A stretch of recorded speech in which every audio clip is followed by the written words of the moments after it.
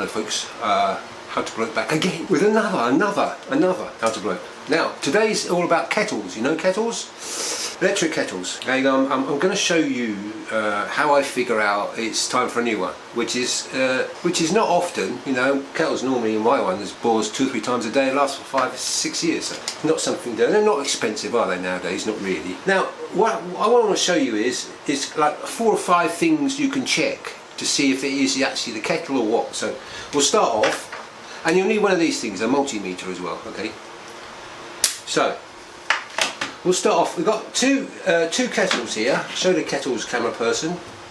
2 kettles here. The black one, it doesn't work. It won't work. The white one is okay, and I'll show you the difference between the two. Now, first off, I'm not a qualified electrician or nothing. I'm just talking about what the things I've learned, just over the years. So I hope you find it useful information. But I'm saying I'm not a professional. Right, the first thing you can do, the first obvious thing to do is the power supply. Now, it could be the plug, you know, the socket where you plug this thing into. So you've got to make sure that socket's all right. Now, how you do that? Easy. You just plug something else in. If it works, you know it's okay. The other thing you've got to think about is the plug itself. Now, some plugs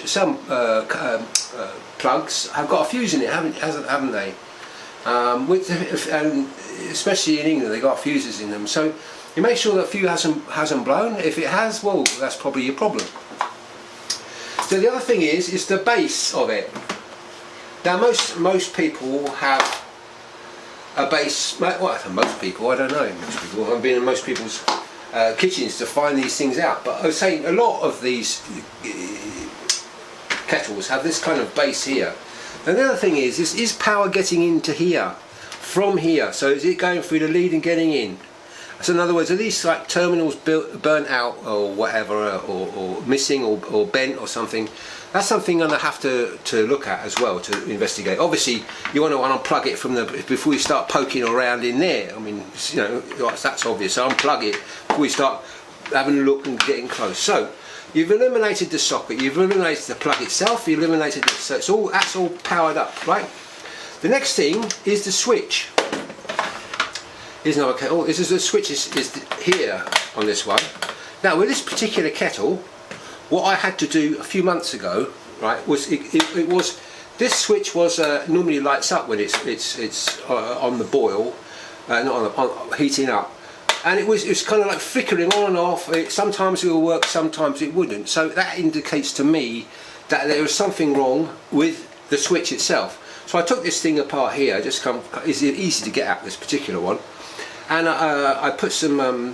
What do you call it? Special, not WD-40 or anything, a contact spray on the switch itself, and it fixed itself for I don't know, a few weeks or something. So it worked for a bit, but it didn't last long. So we've expired all those things. So we fixed this. We know it's not the switch. Now what else could it be? Well, the only other thing it can be is the element. Now this thing in here. You see that? Do I need a torch in here, camera person, or not? No, I don't need a torch. Right. Is that element there? This one here. And to look at it, you think you can't see if it's burnt or is broken or it's, I mean, there's no bulges and it's not snapped or nothing. So how do you know how that is broken or not? Well, it's easy to test that. Okay, so what I'll show you now is to use your multimeter. Put the multimeter on ohms. This like horseshoe shaped thing there. And right, and so what you do is you put it on ohms. I'll just put the screen on so you can see. What you do is you test. This thing here is just a simple resistor, like a incandescent light bulb. You know, you put power on it, like it gets hot and lights up. Well, it's the kind of same principle, really. So this is kind of like, think of it as just a heater thing. You know, it's a very simple device. It's what goes in your electric oven as well. The same sort of thing, right? And here you see some terminals here.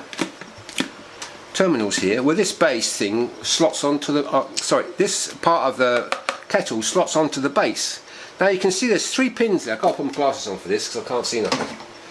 Where are they? Over here. Right, sorry about that, I forgot to put my glasses on. So this is the base here. Right, now there's 3 pins there. One is the earth, which is normally the longest one, the longest one there. And normally what the earth has to be longer than the rest for reasons I won't go into, but that's the earth one. So these two here are the negative and the positive. And the negative and the positive. So what you're going to do is you're going to pretend, right, switch the, so get it like this, switch the thing off and put the two probes, it doesn't matter which way around because resistance doesn't have any polarity, so it doesn't matter which way around, and put the probes on to the positive and negative on the kettle like that, and look at the screen on the multimeter. Nothing happens. Now that's normal because the kettle is switched off, right? Kettle is switched off, remember? So put the kettle on the on position and then measure exactly the same thing. Whoop, put it on exactly the same place. So positive and negative, doesn't really matter which way around it goes. And look at the screen. Open line, OL or open loop. Right now, that means that even though the kettle is switched on here, there's no resistance in the coil, and if there's no resistance it will never heat up in a month of Sundays, right? Now to show you the difference, so we know that that's the element in there is busted. So whether you go and buy a new kettle or something, I mean they're not that expensive, are they? You know, they do last for a few years. So you buy a new kettle or something, or we just buy the element there. But you know, this thing is started to leak a little bit, so it's a bit, so it's gone. It's gone to landfill or wherever it goes, recycling. Now this is a working kettle, okay? Nothing special about this kettle. It's just that it's working. So this one has got a switch on the top here, like that. So we switch it off. So the kettle is now off.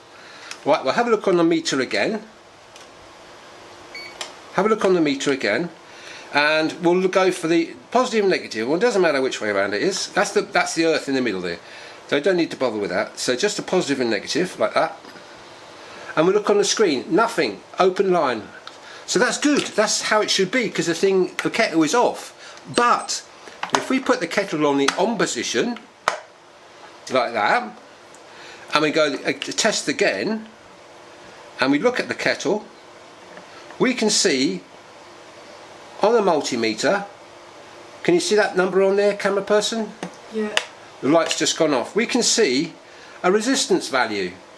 Now resistance value there is 54, no, 55. So we know that kettle is going to work. So there's power.